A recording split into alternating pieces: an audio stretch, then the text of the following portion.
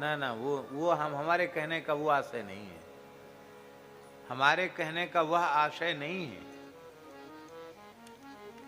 किशोरी जी के होते हुए लक्ष्मी जी, वो आशय हमारे कहने का नहीं है। हमारा देखो, चलो एक कथा सुना देते, इन्होंने कह दिया कि 1-1 घंटा सुनाना, फिर भी सुना देते हैं। आपको हंसी आएगी कथा, चलो आ जाए तो आ जाए, सुना देते हैं। ये 16 दिन का महालक्ष्मी की उपासना का व्रत होता है, पंचांग में लिखा रहता है। तो उड़ीसा बंगाल क्षेत्र में आज भी वो व्रत खूब होता है, उड़ीसा क्षेत्र में खूब होता है। तो लक्ष्मी जी 16 दिन घूमती हैं, जिसके घर में बहुत पवित्रता हो, बहुत गंदगी ना हो, स्वच्छ हो, सुंदर हो, लक्ष्मी जी जिन चीज़ों को देख के खुश होती हो, तो लक्ष्मी जी वहाँ चली जाती है। तो लोग सवेरे ही रंगोली बनाते हैं, दीपक जलाते हैं, कदली खम्भ आरोपित करते हैं, मंगल कलश रखते हैं, धूप रखते हैं, लक्ष्मी जी का आह्वान करते हैं। श्री जगन्नाथपुरी की लीला है। लक्ष्मी जी घूम रही थी तो उन्होंने पंडा पुजारियों को तो देर तक सोते देखा और कहा कि ये सब हमारे लायक नहीं है। एक जगन्नाथपुरी का एक स्वपच था, झाड़ूदार, वो उसके घर में बहुत भक्ति थी जगन्नाथ जी के प्रति। मंदिर में तो नहीं जाते, लेकिन बड़ी जगन्नाथ जी के प्रति उनकी भक्ति। बढ़िया गाय के गोबर से लिपा हुआ घर, तुलसी का बगीचा लगा हुआ है, सुंदर गाय खड़ी है घर में, बड़ी पवित्रता, और बहुत गरीब नहीं। तो उसने मंगल कलश वगैरह सब रखे थे और बड़ी सात्विकता से कुछ चावल का कुछ बना करके लक्ष्मी जी का रो करके कि हे लक्ष्मी जी, तो बहुत गरीबी नहीं है, पुरुषोत्तमपुरी में रहती हूँ मैं, पर बहुत निर्धन हूँ, हे माता हमारे दिए हुए पदार्थ को स्वीकार करें। वो लक्ष्मी जी घूम रही थी, जगन्नाथ जी की घरवाली, वो घूम रही थी वहाँ। उन्होंने कहा ये ठीक है, उसके यहाँ चली गई लक्ष्मी जी, प्रकट हो गई और बोले खूब खिलाओ हमको, जो बनाया सो खिलाओ, भावना से निवेदन नहीं, हमें प्रत्यक्ष भोग लगाऊंगी। लक्ष्मी जी ने भोग लगाया। आजकल चिकित्सक लोग कहते हैं कि थोड़ा घूमना चाहिए सवेरे सवेरे, उससे स्वास्थ्य ठीक रहता है। हम तो नहीं मान पाते चिकित्सकों की बात, आलसी और प्रमादी होने के। वैसे घूमना तो चाहिए, अच्छी बात है, घूमना चाहिए। हम भी कभी कभार साल 6 महीना में घूम लेते हैं इकट्ठा, रोज रोज नहीं घूम पाते हैं। तो दाऊ जी को भी बता दिया होगा कि बहुत भात खाते हो, थोड़ा घूमा करो। तो दाऊ जी घूम रहे थे महाराज जी, दाऊ जी ने देख लिया कि मेरे भाई की पत्नी, मेरे घर की बहू, वो तो अमुक के घर में जय सियाराम कर रही है, सिया हरि नारायण गोविंदे। दाऊ जी ने देख लिया तो दाऊ जी को बड़ा खराब लगा। जेठ जी है ना, जेठ जी, जेठ जी को बहुत खराब लगा। बता, हमारे वसुदेव जी की नाक कट गई, पूरे यदुवंश की नाक कट गई, बताओ यहाँ भोजन कर रही है। तो जगन्नाथ दाऊ जी थोड़े से, बलभद्र महाप्रभु थोड़े से अनमने से थे, रुष्ट थे। अच्छा, जगन्नाथपुरी में लक्ष्मी जी ही पवाती हैं ठाकुर जी को नित्य। सेवा, पाक सेवा जो है वो लक्ष्मी जी की, वो अपने हाथ से बना करके पवाती हैं। एक बड़े रहस्य की बात बताएं, ये सब तमाशे में बताने वाली चीज़ नहीं है। जगन्नाथ जी के जो सुवार हैं, रसोईया हैं, ब्राह्मण, उत्कल ब्राह्मण, उनको सुवार कहते हैं। जो जगन्नाथ जी के रसोईया हैं वंश परंपरा से, वो भाव राज्य में अपने को जगन्नाथ जी की गृहिणी मानते हैं। रसोई घर में बैठेंगे तो हम जगन्नाथ जी की गृहिणी हैं, इस भाव से रसोई बनाते। आज भी महाराज जी, मनुष्य नहीं बनाता है, इतने रूपों में लक्ष्मी जी ही जगन्नाथ जी का पाक सिद्ध करती है। तो दाऊ जी थोड़े अनमने से रहे, बोले बोले नहीं, अपने चुप रहे, गुम सुम रहे, नाक भौं चढ़ाए रहे। अब भोग का समय आया। जगन्नाथ जी ने कहा, दादा मन नहीं है हमारा खाने का। आप नहीं पाएंगे तो मैं कैसे पाऊंगा? बोले तुम्हारी इच्छा, पाओ पाओ, न पाओ न पाओ, हम तो नहीं खाएंगे। अरे आप नाराज हो? नहीं, नाराज हो के क्या करेंगे? अब हमारा तुम्हारा, तुमको छोड़ के जाएंगे भी कहाँ? नहीं नहीं, बात तो जरूर है भैया, तुम्हें हमारी शपथ है, बताना पड़ेगा। दादा क्या बात है? क्या बताएं? इसके हाथ का खाने लायक है? लक्ष्मी जी के लिए कहा, इसके हाथ का खाने लायक है? आज हमने अपनी आंखों से देखा है, अम्म को घर में खा रही थी बैठ के। हमारे कुल खानदान की इज्जत का कुछ भी ध्यान नहीं रखा, नहीं खाएंगे।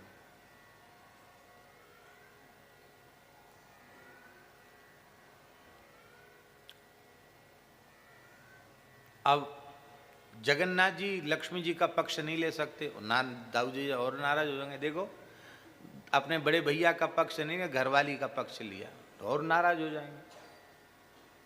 तो ठाकुर जी ने यही कहा, कहो देवी, दाऊ दादा झूठ तो बोलते नहीं, क्या बात है?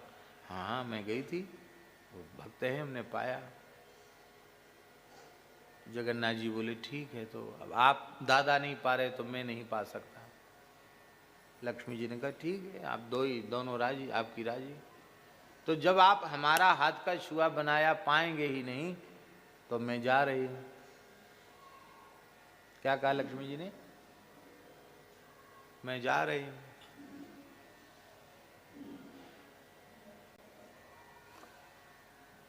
भगवान कुछ हाँ ना तो क्या बोले बेचारे कि तुम जाओ कि न जाओ।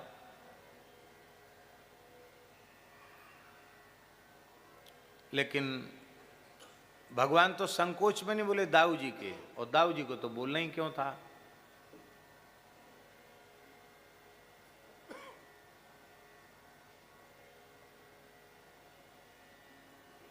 दाऊ जी को तो महाराज जी बोलना ही नहीं था। दाऊ जी बोले नहीं, ठाकुर जी भी नहीं बोले। लक्ष्मी जी ने कहा मौनम स्वीकृति लक्षणम। लक्ष्मी जी, भगवान मौन रह गए, इसका मतलब इन दोनों, हमारा मन, हमसे मन भर गया इनका, अब हमसे इनका मन भर गया है। अब इन्होंने कह दिया कि अब क्या कहें, जाना हो जाओ। लक्ष्मी जी ने प्रणाम किया, कहा अब जो भी भूल बनी तो क्षमा करना, अब हम जा रहे हैं। ये जाने वाली लीला दिन में नहीं हुई, रात में हुई। तो दिन में तो भोग धरा, उसर गया, ये हुआ, भीड़ भाड़ मची रही, लेकिन अनमने तो रहे हो। रात्रि को ही लक्ष्मी जी शयन के बाद बोली बस अब हमारी छुट्टी, आपने दिन भर से कुछ खाया नहीं, मत खाओ, आप खाओगे नहीं तो हम क्या? अरे स्वाभाविक बात है, मान लो मैं महाराज जी की सेवा में हूँ, अब मैं सवेरे से लिए महाराज जी के लिए सब कुछ बनाऊं, तैयार करूं, सेवा करना चाहूं, और महाराज जी मुंह फुलाए नहीं मैं नहीं खाऊंगा, मैं नहीं खाऊंगा, तो एक आध दिन में हम भी कहेंगे, जब हमारी कुछ सेवा ही नहीं ली जा रही है, ऐसा व्यवहार हमारे साथ हो रहा है, तो भैया ठीक है महाराज, कोई बात नहीं, इसका मतलब आपने हमको त्याग दिया। स्वाभाविक बात। लक्ष्मी जी चली गई। बुरा नहीं मानना, लक्ष्मी जी के जाते हमारे जगन्नाथ जी फटीचर हो गए। सोने के पलंग पर सोए थे, वो पलंग गायब हो गया। दाऊ जी का पलंग गायब, गद्दा, तकिया, तोशक सब गायब, जमीन में पड़े थे। आभूषण सोना चांदी के सब गायब, बर्तन बाणे गायब, अन्न गायब, घी दूध मठा सब गायब। जय सिया राम, कुछ नहीं, मंदिर में सब सूना हो गया। लक्ष्मी जी चली गई, कहाँ रहे? और लक्ष्मी जी चली गई तो पंडा पुजारी तो मोटी मोटी सोने की चैन पहन के लक्ष्मी जी की कृपा से ही तो घूमते हैं, पंडा पुजारी कमाते हैं, यात्री परदेशियों से कुछ लेते देते हैं। लक्ष्मी जी चली गई तो पंडा पुजारी भी अपने घर चले गए। जगन्नाथ जी ने कहा दादा अब क्या होगा, ये तो हमारी तो यहाँ कोई दर्शनार्थी भी नहीं आ रहा है, कोई पूछने नहीं आ रहा है कि आपने क्या खाया, दिन भर खिलाते थे, अब कोई पूछने वाला नहीं कि खाए कि नहीं खाए, सोए कि नहीं सोए। तो बहुत बुरी दशा हमारी हो गई, क्या करें। दादा ने कहा हम ऐसा नहीं समझते थे कि तुम्हारी बहू इतनी तुनक मिजाजी है, एक दिन थोड़ा सा हम नाराज होंगे, उसको कहना चाहिए था अब हम नहीं जाएंगे किसी के घर में, अब कोई बात नहीं, प्रायश कुछ कहा नहीं, चलेगी, इतनी तुनक मिजाजी है, चलो कोई बात नहीं, अब जो हुआ सो हुआ, विपत्ति तो विपत्ति है। शरीर पर पोशाक भी नहीं रहेगी, क्योंकि वस्त्र भी लक्ष्मी है, धन भी लक्ष्मी है, अन्न भी लक्ष्मी है, वस्त्र भी लक्ष्मी है, सब लक्ष्मी के विविध स्वरूप हैं, सब गायब हो गया। तो बोले ऐसा करो, समुद्र के किनारे स्वर्ग द्वार पर बैठ जाओ, वहां भिक्षुक लोग लगते हैं, भिक्षुक लोग बैठते हैं ना, भिखारी लोग, मुंह खोल के आशीर्वाद भी देते हैं और ऐसे अपना कपड़ा फैला फैला करके जय जगन्नाथ जय जगन्नाथ जय जगन्नाथ जय जगन्नाथ जय जगदीश जय जगदीश। वहाँ भी कुछ नहीं मिला। तो कुछ महाराज जी जैसा कोई दयालु था, उन्होंने सोचा बेचारे बच्चे हैं, अब अपने रूप में तो थे नहीं जगन्नाथ जी, फटे हाल गरीब रूप में थे, बच्चे हैं, ऐसा करो इनको लैया दे दो, वो होता ना लावा कहते हैं ना, लावा, लावा कहते हैं ना, क्या कहते हैं संस्कृत में तो लाजा कहते हैं लाई,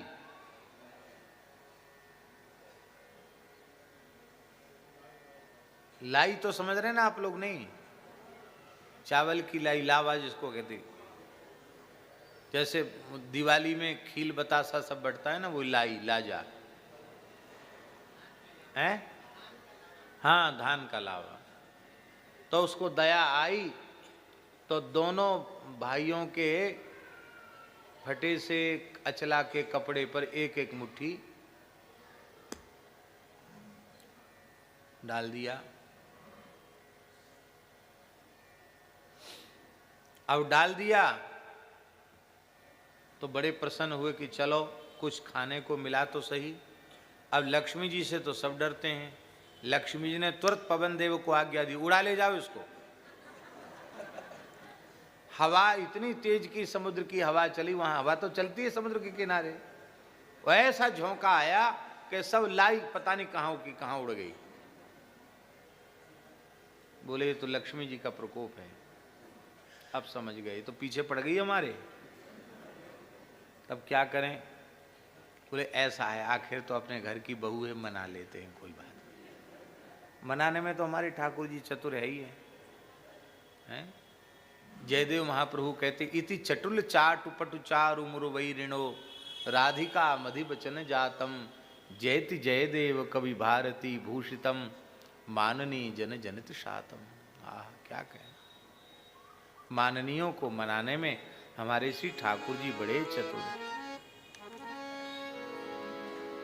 ये मनाने की विद्या में पीएचडी डिलीट करके गए हैं यहां से, ब्रजभूमि से। मनाने की जो कला है ना, इसमें पीएचडी डिलीट से भी ऊपर कोई उपाधि होती होगी, वो सब करके ठाकुर जी यहां से गए। बोले दादा आपकी प्रतिष्ठा तो यथावत रहेगी, आप चिंता नहीं करो, आपने अब कह दिया है कि उनको मना लेना, अपने घर की बहू है, तो चलो पहले बहुएं खोजते हैं, कहाँ है बहू। श्री क्षेत्र है, लक्ष्मी जी का क्षेत्र है, पुरुषोत्तमपुरी है, कहाँ जाएंगी, घूमने लगे। तो जिस झाड़ूदार के यहाँ लक्ष्मी जी की कृपा हुई थी, वो जगन्नाथ जी की अनन्य भक्ता थी महाराज, उसके घर में बड़ा ऐश्वर्य था। लक्ष्मी जी विराज जाए उसके घर में, ऐश्वर्य की क्या कमी। ओ महाराज क्या कहना, सारा ठाट बाट उसका था। और वहां फिर कोई नहीं विचार कर रहा था क्या, वहीं सदावर्त बट रहा था, वहीं सब कुछ मिल रहा था। तो बोले चलो भैया भूख तो लगी है, अब यहीं चलो, यहीं पाओ। जगन्नाथ जी ने थोड़े से ऐसे हाथ दबा के कहा, यहीं तो पा रही थी, तब आप नाराज हुए थे। अरे बोले कोई बात नहीं, आपने चलो। हाँ, हो गए तो हो गए नाराज, अब उसी बात को लिए बैठे, चल वहीं चलते हैं। भाई रुष्ट होने का हेतु क्या, यही तो हेतु था, आप यहीं चल रहे हो। हाथ दबा दिया, कोई बात नहीं चलो। भीतर से रुक्मिणी जी ने देख, लक्ष्मी जी ने देख लिया, आखिर तो उनके प्राण जीवन धन है, लीला ही है उनकी। उन्होंने उसको कहा, उनकी जो भक्ता थी उसको कहा, इनको यहाँ मत देना, इनको आदर पूर्वक भीतर ले आओ। नहीं नहीं आप यहाँ नहीं, आप भीतर चलिए। क्यों भीतर क्यों चले? बोले हमारी मालकिन जो है ना वो बुला रही है। हम तो तुम्हारी मालकिन को पहचानते नहीं। बोले आप नहीं पहचानते, वो आपको अच्छी तरह से पहचानती है, आप भीतर पधार।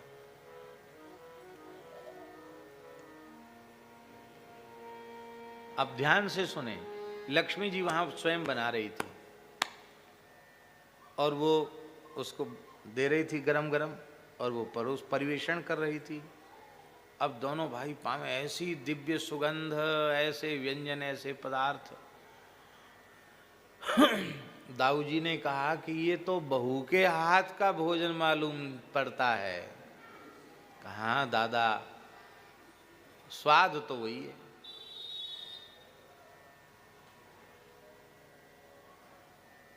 अंत में दाऊ जी ने, ठाकुर जी ने दर्शन दिया।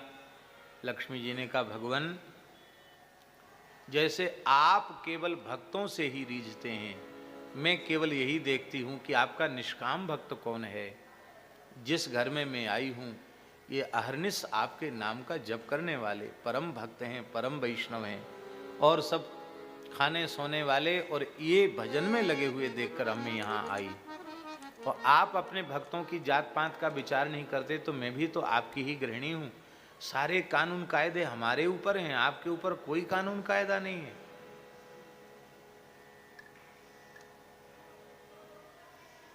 अब मैं मन तो रही हूं, पर कुछ शर्तों के सहित। बोलो भक्तवत्सल भगवान। एक तो बिना शर्त राजीनामा होता है और एक सशर्त राजीनामा होता। बोलो भक्तवत्सल भगवान की। आज से श्रीपुरी क्षेत्र श्री क्षेत्र माना जाएगा। एवं अस्तु। जगन्नाथ जी को श्री क्षेत्र कहा जाता है, लक्ष्मी जी का क्षेत्र है। दूसरा वरदान मांगा, आज से आपके प्रसाद में किसी के साथ कोई भेद नहीं होगा। मनुष्य मात्र एक पंक्ति में बैठकर प्रसाद पाएंगे, ऊंच नीच का किसी को कोई दोष नहीं लगेगा। अन्य क्षेत्रों में साधन करने से मोक्ष होगा, श्री क्षेत्र में आकर आपका प्रसाद ग्रहण कर लेने से जीव संसार चक्र से मुक्त हो जाएगा।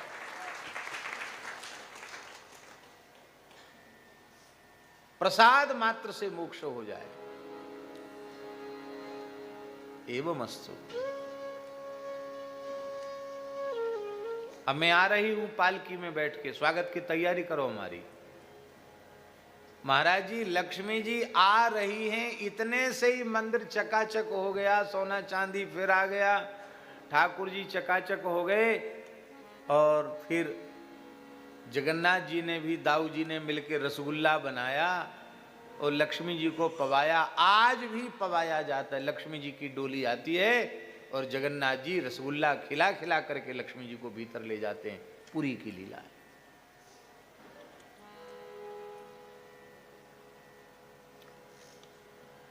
ये ब्रज में भी श्रयत इंदिरा शश्वदत्र ही, श्रयत इंदिरा शश्वदत्र ही। लक्ष्मी जी यहाँ निवास है। तत आरभ्य नंदस्य ब्रजः सर्व समृद्धिमान,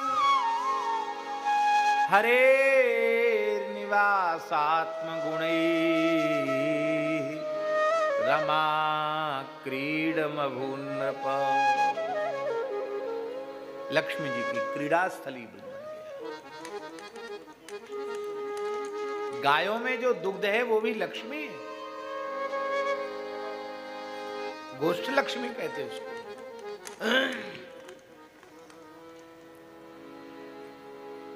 इसलिए हम ये कहते हैं लक्ष्मी से निरपेक्ष होना कठिन है। भगवान निरपेक्ष नहीं हो सकते, दूसरा कौन निरपेक्ष होगा। पर गायों ने कहा हमें आपकी जरूरत नहीं है। महाभारत की कथा ग्रंथ उठा के देख लेना, लक्ष्मी जी और गौ माता का संवाद। लक्ष्मी जी बोली कि अब बात पक्की हो गई, बिना बुलाए कहीं जाना नहीं चाहिए, बिना बुलाए जाने से तिरस्कार होता है। मैं बिना बुलाए आ गई तो तुम हमारा अपमान कर रही हो। गौ माता बोली अध्रुवा चपला सित्वम ततस्त्वाम वर्जयाम्य हम। आज ध्रुवा चपला हो इसलिए हम आपको नमस्कार कर रही हैं, बाकी और कोई प्रयोजन नहीं है। बोले अब तो आपको हमें जगह देनी ही पड़ेगी। क्यों? इसलिए जगह देनी पड़ेगी क्योंकि यदि आपने हमें ठुकरा दिया तो भगवान श्री हरि भी हमें स्वीकार नहीं करेंगे। गाय जिसको त्याग देती है गोविंद उसे स्वीकार करते नहीं है। गौ माता ने कहा जब ऐसी बात है कि आप कहते हो हम शरण में आई हैं, शरणागता का त्याग नहीं करना चाहिए, तो गोमये निवस, तुम गोबर में निवास करो और गोमये वसते लक्ष्मी, गोबर में लक्ष्मी जी का निवास। तो गाय की निरपेक्षता का चरित्र महाभारत में प्रसिद्ध है। गाय भगवान की लीला का चिंतन मनन करती हैं, ये बात युगल गीत में स्पष्ट है। भागवत जी में गाय मनन चिंतन करती है। वैसे श्लोक हैं, आप देखिए, ध्यान में अपने नेत्रों मार्ग से भगवान को भीतर ले जाती हैं, फिर भगवान का मन ही मन आलिंगन करती हैं। और क्लन्न हृदयश्रुलोचना, उनका मुनित्व भी प्रमाणित होता है। और शांत तो क्या कहना, कोई व्यक्ति बहुत शांत होता है तो कहते अरे ये तो एकदम गऊ है, कहते हैं ना, अरे ये तो एकदम गऊ है। तो शांत व्यक्ति को कहने के लिए कहा जाता है ये तो एकदम गऊ है।